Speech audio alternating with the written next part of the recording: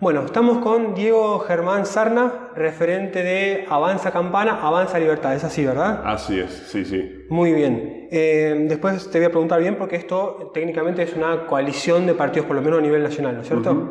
Sí, sí. Bueno, entiendo que estamos hablando del liberalismo, pero es un tema de amplio debate, hay muchas distintas acepciones de qué se entiende por liberalismo y por libertad, así que voy a empezar por dejarte hablar a vos. ¿Qué es Avanza Libertad y cuáles son los pilares? ¿Cómo se define el espacio? Bueno, el espacio, como bien decís vos, es un espacio de pensamiento liberal clásico, ¿sí? Como vos decís, después hay diferentes ramas del liberalismo, como por ejemplo el Partido Libertario, que es otro de las agrupaciones que están en este momento en funcionamiento. Y nosotros desde la agrupación defendemos los derechos de la vida, a la libertad y a la propiedad privada. Tres derechos que para nosotros son los pilares fundamentales para poder arrancar a hablar, ¿no? Bien. Me ha pasado ya hablar con personas de tu espacio, incluso con vos en redes sociales, y yo lo que siempre noto es que aclaran, porque muchas veces es lo que les contraargumentan, que ustedes no son neoliberales, que los quieren atacar por ahí y ustedes tienen claramente un argumento contra eso. A ver, esto es una concepción personal. Yo lo que es neoliberalismo lo considero como un híbrido que armó es una mezcla, digamos, entre el liberalismo... Está muy bien, está muy bien. Entre el liberalismo y algo de progresismo, socialismo. Es como un híbrido, una mezcla donde, digamos, el fin es captar más cantidad de votos, ¿no? Exacto. Pero sí, a ver... nada que ver, a ver, volquémonos al último gobierno neoliberal, entre comillas, que fue el de Macri, y la verdad que yo de liberalismo no le vi nada, ¿sí? Claro, yo justamente tengo una pregunta con respecto a eso, porque es difícil no mencionar lo que ustedes, digamos, no contrastar lo que ustedes dicen contra esos argumentos con los que los atacan, digamos, ¿no es cierto?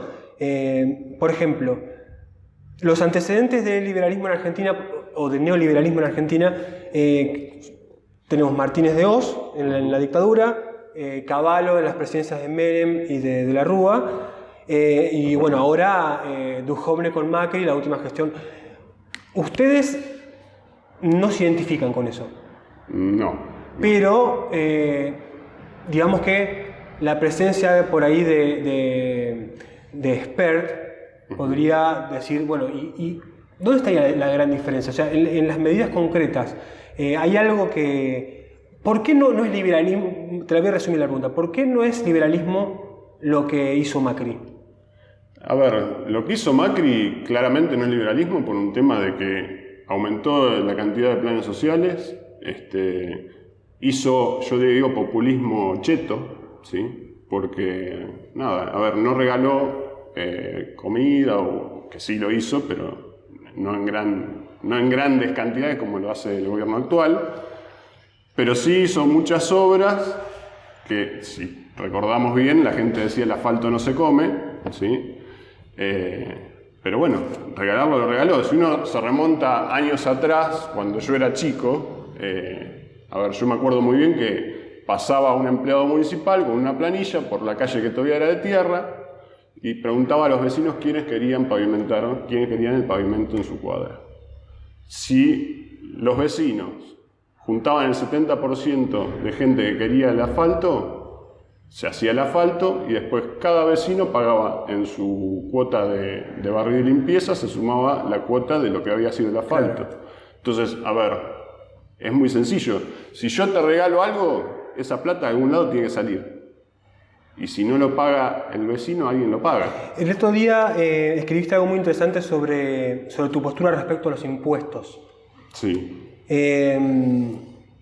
¿Podrías ampliar un poco más? O sea, ¿tu problema es con los impuestos de por sí o con la utilización que hace de esos fondos el gobierno, el Estado, una vez que los recauda? Mirá, está bueno que preguntes esto.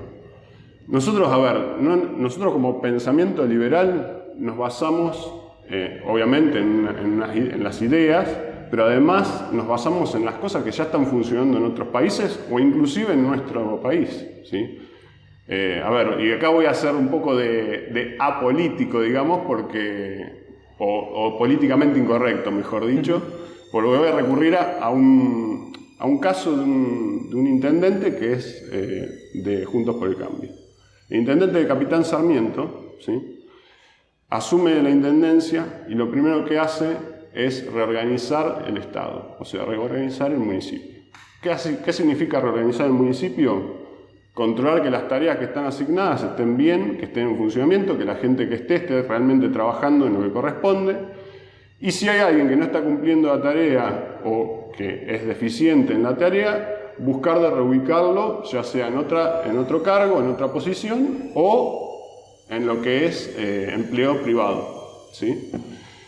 ¿Qué pasa? De esa forma, el tipo que hizo, agarró, reorganizó el municipio y achicó gasto público, ¿sí? Porque menos sueldos, o sueldos bien pagados a la gente que realmente produce, es una optimización del Estado. Por otro lado, agarró y dijo, ¿cuántas tasas tenemos? A ver, 132 tasas, de las cuales, a ver, estaba la habilitación comercial, la habilitación para poder construir. Había algunas que eran obsoletas porque había, por ejemplo, una tasa para el tema de la habilitación de las radios y en Capitán Sarmiento había 2 estaciones de radio. Nada, agarró de esas 132, eliminó 34. ¿Sí? 98, quedaron 34. Entonces, ¿qué pasa? Ella se va a meter toda la nota. Entonces, ¿qué pasa? El tipo redujo el Estado, redujo los impuestos. Y adivina qué pasó cuando redujo los impuestos. De tener un 50% de cobrabilidad de los impuestos, pasó a tener un 75%. O sea, el tipo pasó a recaudar más con menos impuestos. Y eso, a ver, la cuenta es sencilla. Y esto lo explico siempre acá a los chicos que están o que vienen nuevos a las reuniones. Vos tenés, ponele 3 tasas municipales de 2.000 pesos cada una. ¿Sí? Cobrás, estoy haciendo un número, sí. Cobrás 10.000 pesos por mes de sueldo, tenés que comer. ¿Qué haces? ¿Pagás 6 lucas de impuestos o comés? Y yo voy a comer. Ahora, ¿qué pasa? Si yo agarro de esas 3 tasas, te saco una te la bajo a la mitad y la otra te la bajo al 75%, reduce terriblemente el costo que vos tenés en cuanto a impuestos. ¿Y el tipo qué hace? En vez de ser moroso o de endeudarse con el municipio, dice, bueno, a ver cuánto tengo que pagar, 2.000, 3.000 pesos, bueno, 3.000 pesos más acorde lo pago, lo puedo pagar. Entonces vos evitás evasión y a su vez aumentás, porque había gente que no te estaba pagando impuestos porque no podía, y te lo va a empezar a pagar para no endeudarse. El tamaño del Estado es un tema sí, muy importante en lo que ustedes, en la doctrina que ustedes llevan adelante. Ustedes pregonan que el Estado en Argentina es muy grande, ineficaz, y que el primero de los recortes sería por ahí.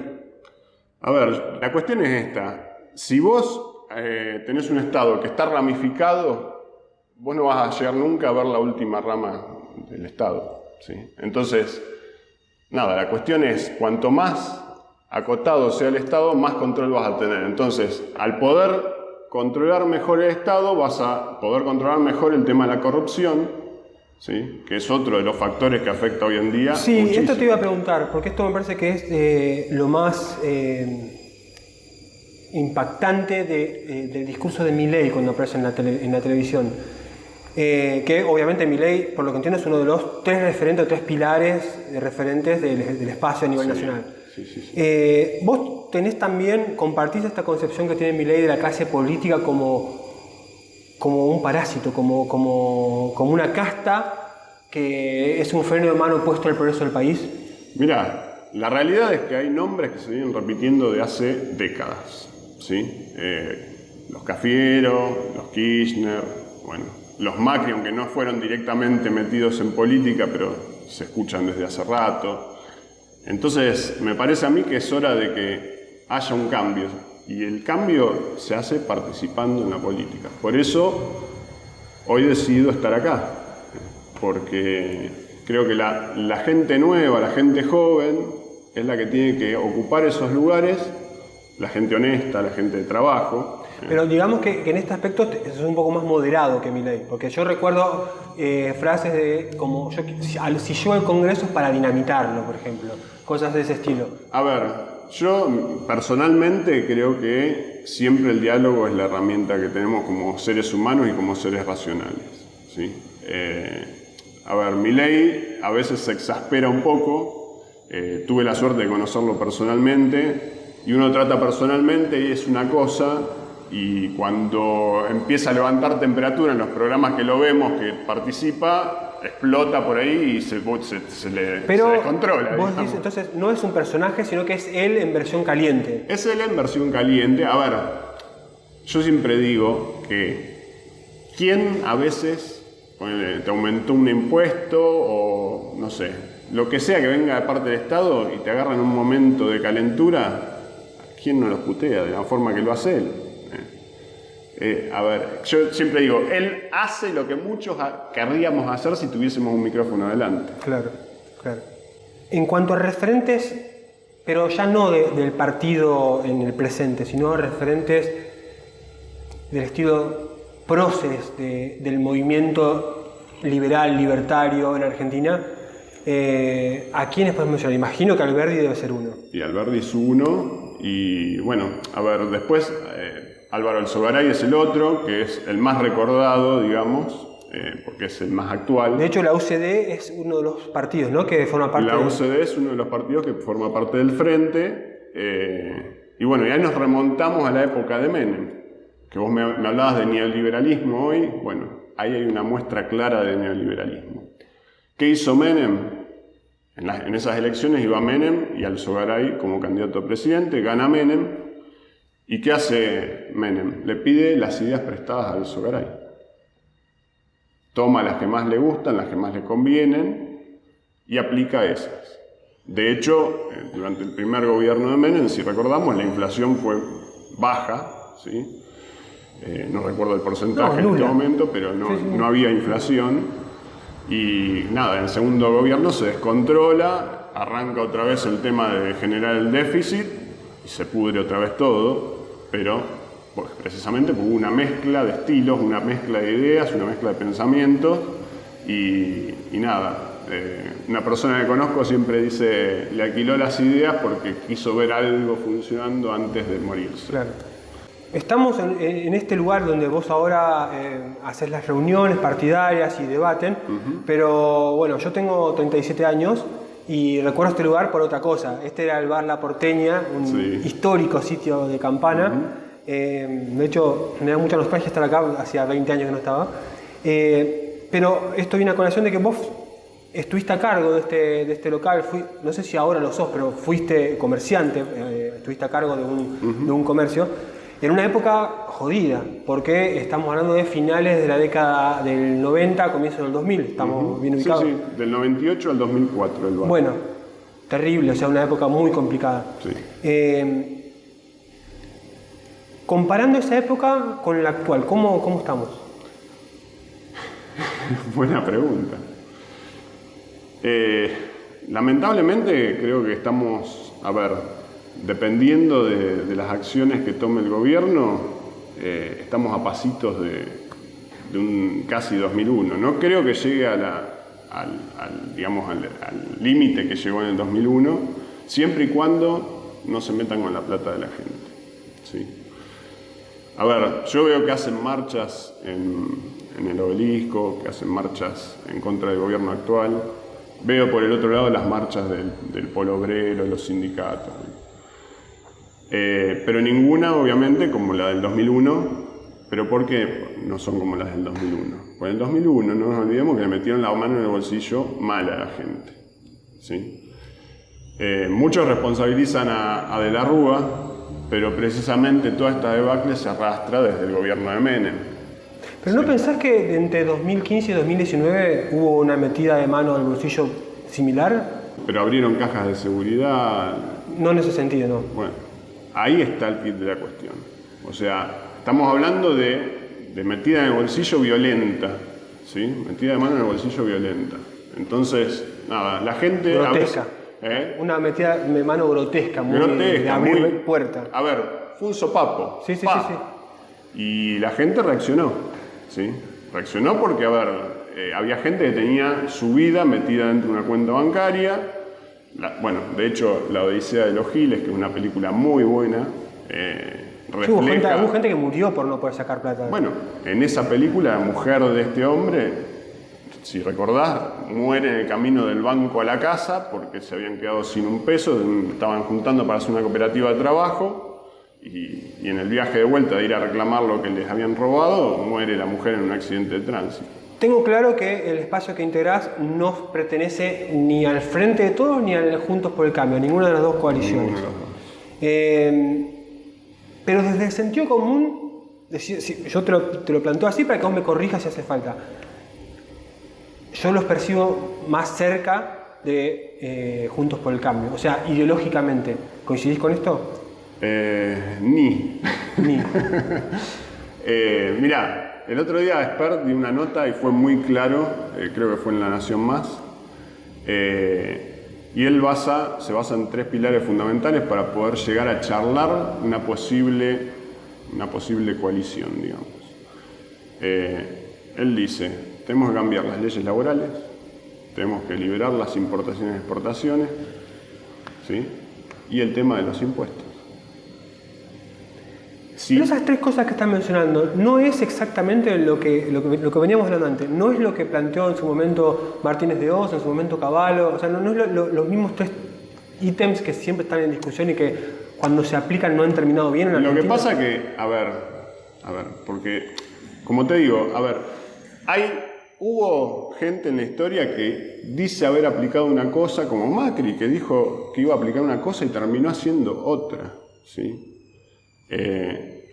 Todos los que vos me nombrás que han aplicado liberalismo, entre comillas, terminan teniendo alguna fisura en algún lado y no termina siendo liberalismo puro. No, pero por ejemplo lo de la liberación de las importaciones es algo que efectivamente se hizo, no es discurso, no es un relato. Eso se hizo y no terminó bien en Argentina. Bueno, ahora yo te hago una pregunta.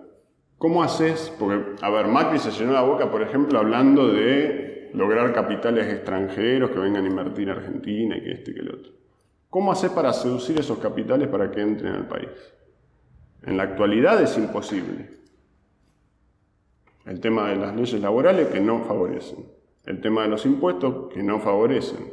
El tema de importaciones y exportaciones no favorecen.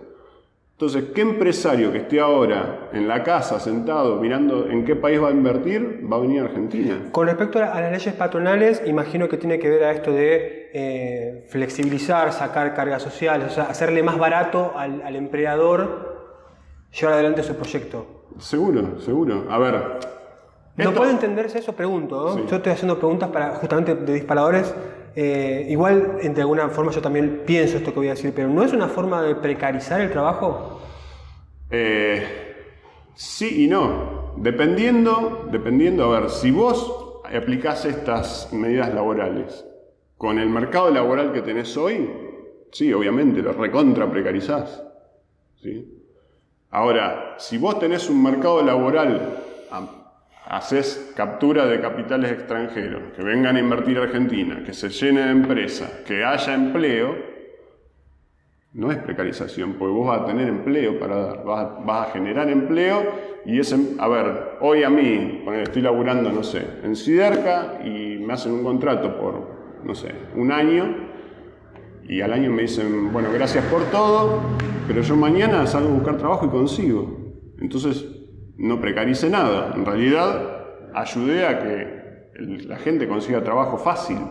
Sí. A ver si entiendo. Vos decís, por ejemplo, en un escenario en el que el empleador pueda despedir más fácilmente hoy a un empleado, pero que al mismo tiempo encontrar trabajo sea más fácil, no sería un problema. Digamos, sería la situación ideal. De hecho, a ver... Que sea fácil despedir, que sea fácil encontrarlo al trabajador. Te voy a tirar esto. Hoy en día tenés 6 millones de trabajadores en negro en Argentina. Entonces, ¿qué tan desprecarizado está el trabajo? O sea, con 6 millones de trabajadores en negro me parece que está fallando el plan, ¿no? Nosotros hablamos, obviamente, de esto, hacerlo en forma gradual y no cambiar las leyes, no entro a gobernar hoy y mañana cambio las leyes laborales. Primero tengo que generar las fuentes laborales para poder, digamos, atender la demanda que tenga a nivel país, ¿no? Se mete. Entonces, nada, me parece que si vamos a hablar de precarización, hoy estamos mal, porque con 6 millones de trabajadores en negro no hay ningún tipo de desprecarización que valga. Y las leyes laborales, precisamente, lo que van a hacer al cambiarlas, si vos generaste el empleo, es que al empleador le sea, como te dije antes, el tema de los impuestos. Si yo tengo la posibilidad de tener todo al día a un bajo costo, y bueno, yo lo tengo al día, porque después, a ver, por otro lado, vos, haciendo estas medidas que estamos hablando, vas a presionar a los que no la cumplan, ¿sí? Que hoy, a ver, todos sabemos que este gobierno habla de igualdad, pero la justicia no es igualdad. Bien, no sé si seguir con ese tema, porque me interesa, pero tampoco quiero extenderla demasiado. No, te voy a preguntar lo siguiente. Porque lo mencionaste, aparte yo lo tenía anotado acá, creo que también es un tópico importante en Avanza Libertad. La representación sindical, así como está, ustedes la ven como algo perjudicial para la sociedad, para el país, para el progreso. ¿Qué hay que corregir en la representación sindical o hay que eliminarla? Mira, José Luis Espert habla de regionalizar los sindicatos. ¿Sí? ¿Qué significa esto de regionalizar los sindicatos? Significa que no esté más el gordo sentado en el escritorio arriba, ¿sí? Entonces, nada, la realidad es que si vos tenés un representante sindical local que conozca las empresas, como vos, como yo, como cualquiera que labure en la empresa, va a poder defender mejor los intereses de los trabajadores de esa empresa que un tipo que está sentado en un escritorio y que defiende los derechos, entre comillas, de los trabajadores de toda la empresa. ¿No estás haciendo referencia a esas grandes figuras todopoderosas del sindicato? Un Moyano, no sé, cualquiera de esos sindicatos que todos conocemos, los sindicalistas que han acumulado mucho poder. Mucho poder y mucha guita. Mucho poder y mucha plata. A ver, vamos a algo concreto. Vos laburás en una empresa hoy y quieras o no te descuentan la cuota sindical. Entonces, está complicado ese tema. Admito haberme quejado por eso cuando era empleado en la Nación de Dependencia. ¿Sí? Claro. Sobre la situación del liberalismo en Campana, ¿no es cierto? Para pasar en limpio. Está Avanza Libertad, que ya lo hablamos, que es un frente. Uh-huh. Ahora, mi impresión, vos decime si me equivoco, es que está el Partido Libertario también. De hecho, estoy viendo más presencia en redes sociales y demás. Uh-huh. ¿No son ustedes y ellos dos entidades separadas o tienen una relación? Porque no pareciera que ellos son parte de ustedes. Mirá, en realidad el tema es así.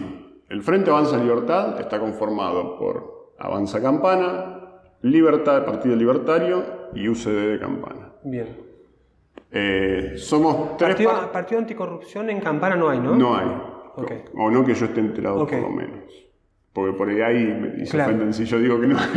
No sabemos. Digamos que no sabemos. No lo sé, claro. No lo sé. No he hablado nunca con nadie que me haya dicho, hola, yo soy del Partido Anticorrupción. Inclusive yo he mantenido alguna charla con el presidente a nivel nacional del Partido Anticorrupción y hasta ese momento me dijo que no tenía gente en Campana. Pero básicamente lo conforman Partido Libertario, UCD y Partido Anticorrupción. Totalmente, sí.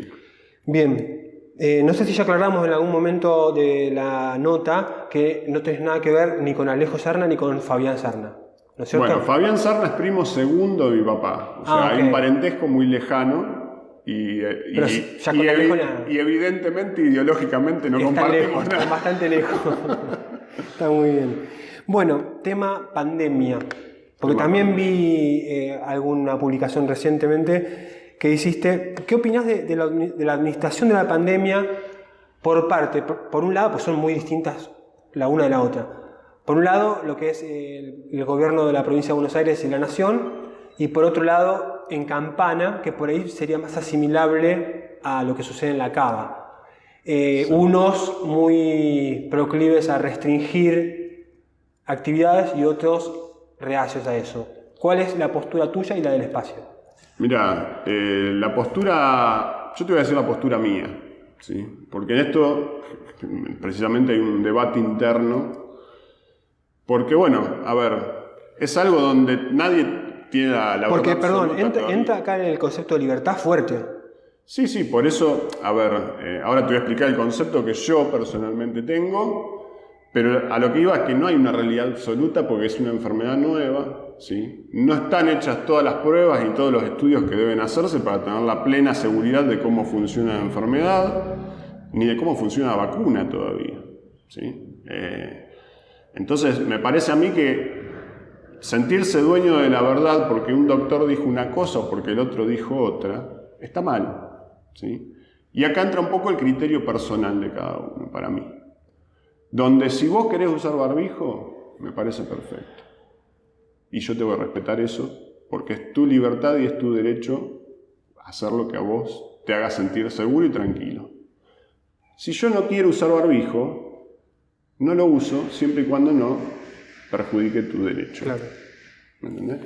A ver, te juntás en un lugar cerrado y hay gente que le molesta que vos estés sin barbijo, ponete el barbijo.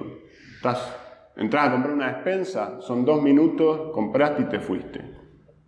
¿Sabes que antes de comenzar la nota estaba hablando con mi compañera de una situación que aparentemente se dio en Campana, en uno de los vacunatorios, no sé en cuál, si en la UNLU o en la UTN, no sé, pero aparentemente gente con un turno, o sea, gente que quería vacunarse y por eso se inscribió, fue al vacunatorio y al momento de enterarse de que la vacuna que le iban a aplicar era Sinopharm, que ni siquiera es la del conflicto, porque ¿cómo es que se llama? Sinovac, que es la que realmente tuvo este conflicto, que incluso ya fue no desmentido, pero ya fue aclarado lo que sucedió. Pero bueno, vieron Sinopharm, yo con esto no me vacuno, y se fueron. Es parte de esta libertad decisional que estás hablando de alguna manera. Sí, a ver, me parece perfecto. A ver, no se la quiere aplicar eso, va a aplicar otro, ¿sí? De hecho, yo hoy todavía no tengo decidido si el día de mañana habilitan la vacunación para gente de mi edad, si yo me vacunaría o no. No lo sé. Por el momento no te inscribiste.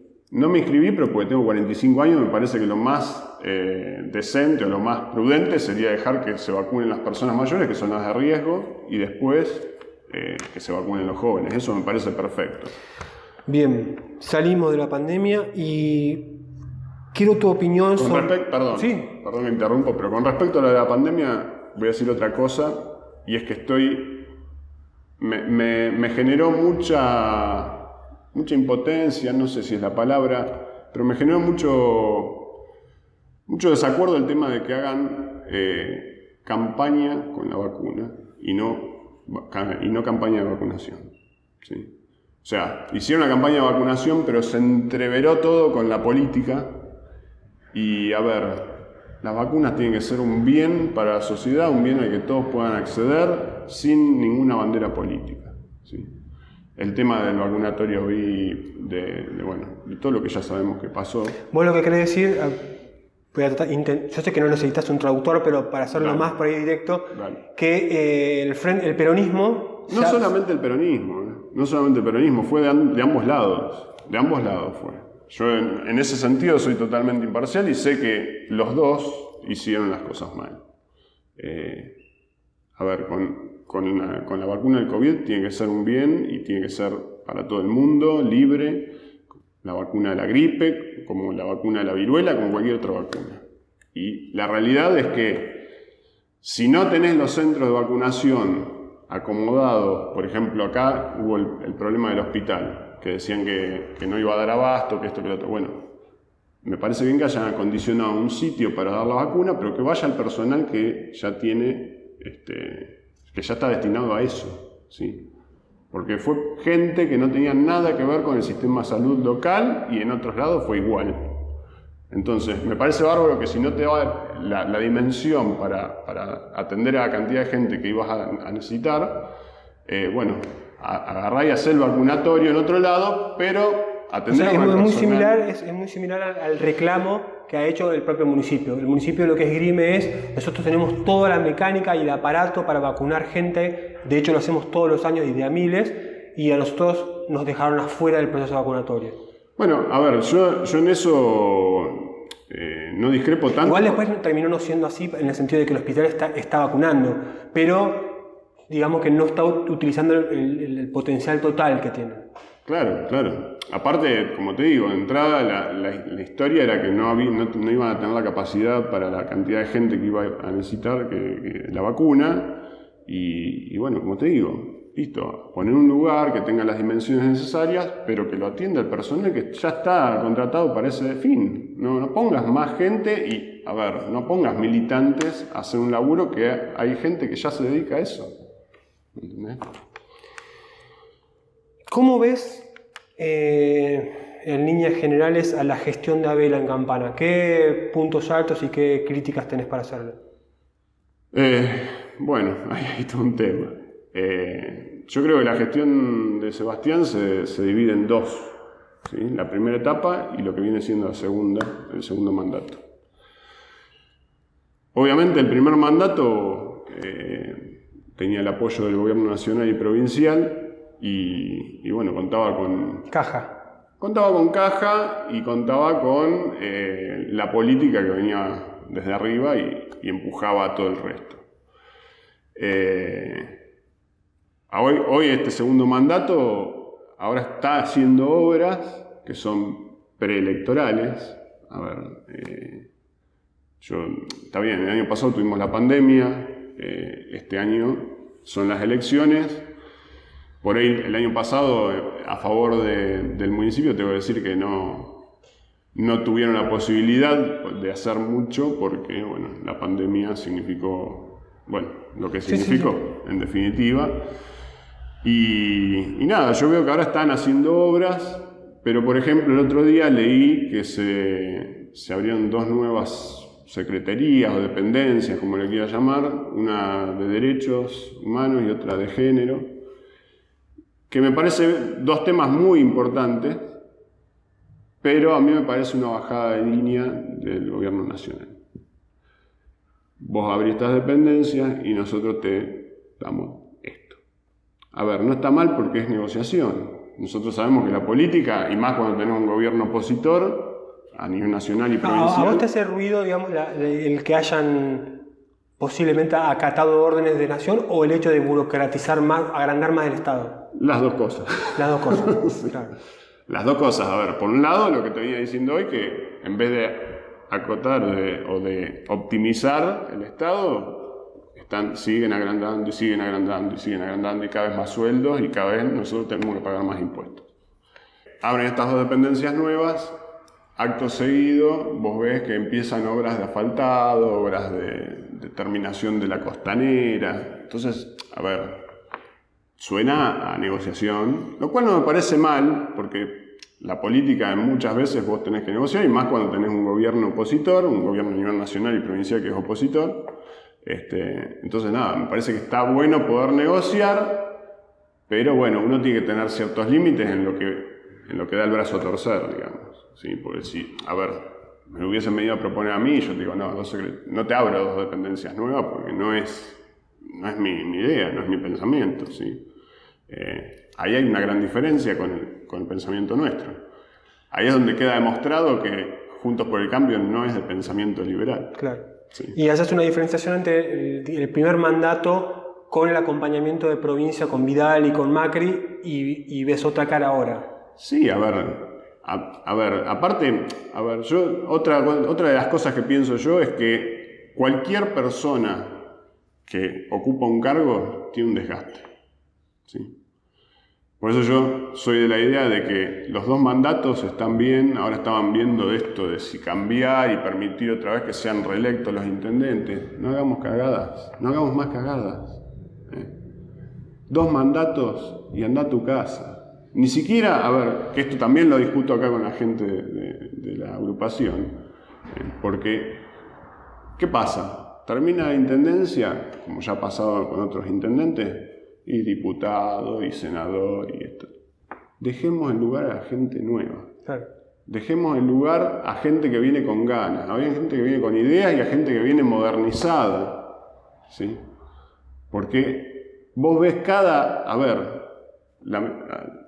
obviamente, lo que por ahí a veces es muy chocante es cuando en el afán de mantenerse en algún puesto en política se cambia de partido a veces de forma brutal, digamos, que vos decís, no hay incompatibilidad. Bueno, a mí en estos días, no sé si lo leíste, pero me han atacado con el tema de que yo en el 2013 participé con una lista peronista. Bueno, Abela fue parte del Frente Renovador. Participé en la misma elección donde participó Abela, que quedó como concejal en definitiva. La lista esa era la de Massa, ¿sí?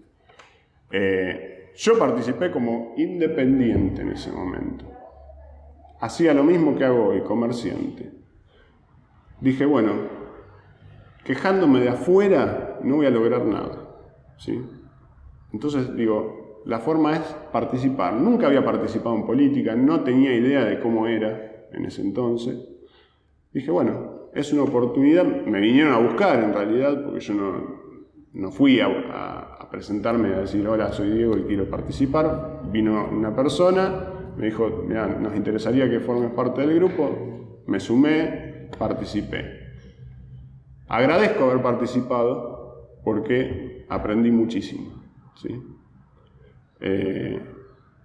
Nada, no sé si lo suficiente o no, pero aprendí muchísimo. Y hoy tengo un espacio que realmente me representa en pensamiento y dije, bueno, en ese momento no estaba esta opción, hoy sí. Y de hecho, yo participé en el 2013 y después no participé más hasta hoy. Entonces, me parece que salir con que participaste en el 2013, sí, si nos ponemos como vos decís, a mirar todo, en ese sentido, todos tenemos un muertito en el placar. Pero aparte, en tu caso particular, vos sos una persona joven y estamos hablando de 8 años atrás. Tenés derecho a cambiar de punto de vista también. Sí, pero en realidad mi punto de vista no cambió. No, pero digo, si hubiera sido el caso tampoco sería tan dramático, digamos. Las personas pueden cambiar de opinión. ¿Cuál es? Esto es en cuanto al espacio y en cuanto a vos como dirigente político individual.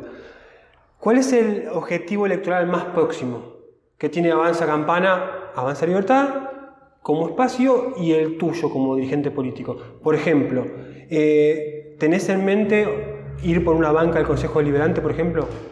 Bueno, la idea desde el espacio, digamos, es, sí, ya en estas elecciones participar y ojalá, Dios quiera, podamos obtener una banca o 2 o 3. Las que sean, las que puedan ser. Las que nosotros, la última vez que estuve con José Luis Espert, estaba manteniendo una charla con un compañero ahí, con una persona, y esta persona decía, no, nosotros tenemos que trabajar para obtener el tanto por ciento.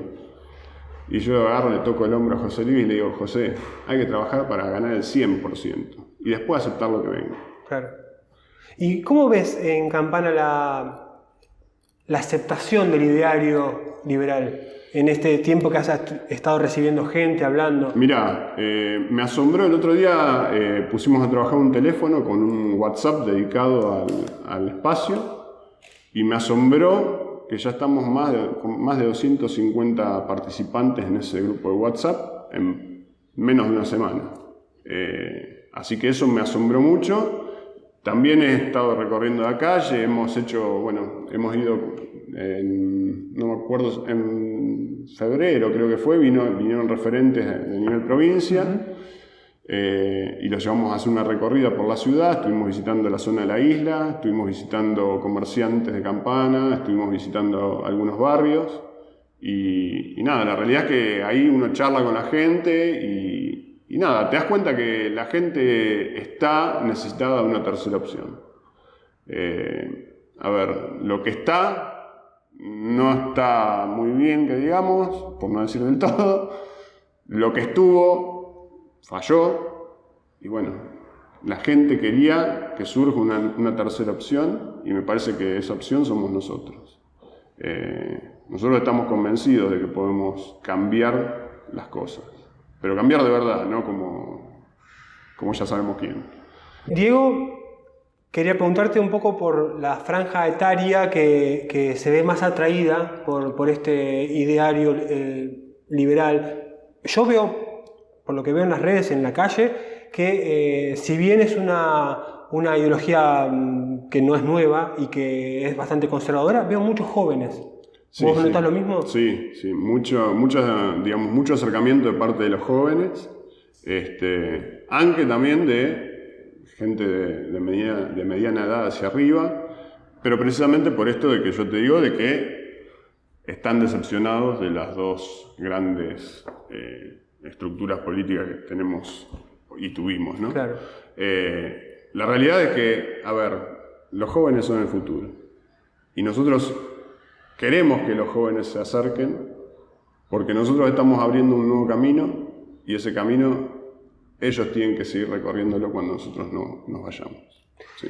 Para ir ya cerrando, Diego, ¿querés mencionar otras personas que están integrando este espacio? Y después de eso, ¿cómo tiene que hacer alguien interesado en participar de las reuniones, en militar con ustedes? ¿A dónde se contacta? Está. Me voy a ayudar con el teléfono para acordarme los nombres de todos. Bueno, nada, esto es una agrupación donde obviamente yo soy el vocero, ¿sí? Pero hay un grupo de gente que es la que está trabajando a diario para que esto pueda salir adelante y sea la nueva opción. Los voy a mencionar a todos y los voy a leer para no olvidarme de ninguno. Perfecto. Tenemos a Maxi Corio, Adriana Pozzi, Analía Dapián, Andrea Re, César Octavio Di Pietro, Claudio Guerrini, Claudio Sarna, Cristian Vallejos, Nicolás de María, Javier Wolf, José Luis Manresa, Luis Fernando, Maggie, que se llama Magdalena Coudet, Bien. porque la tengo agendada como Maggie, y Pablo González y Walter Gloria. Esos son los que conforman, digamos, la junta de gobierno de la agrupación, y después, bueno, tenemos otro grupo de WhatsApp para, digamos, una tipo asamblea, la segunda parte, digamos, y después el grupo de WhatsApp que yo te mencioné, que está dedicado a capturar a toda la gente que esté interesada. Y ahora además están haciendo reuniones más o menos periódicas. Nosotros hacemos reuniones todos los miércoles, 19:30 horas, en 25 de mayo 771, que es la sede de la agrupación. ¿Dónde era la porteña? Donde era la porteña, para los oriundos de Campana. Y si no, nos pueden contactar por redes sociales, como Avanza Campana, tanto en Instagram como en Facebook.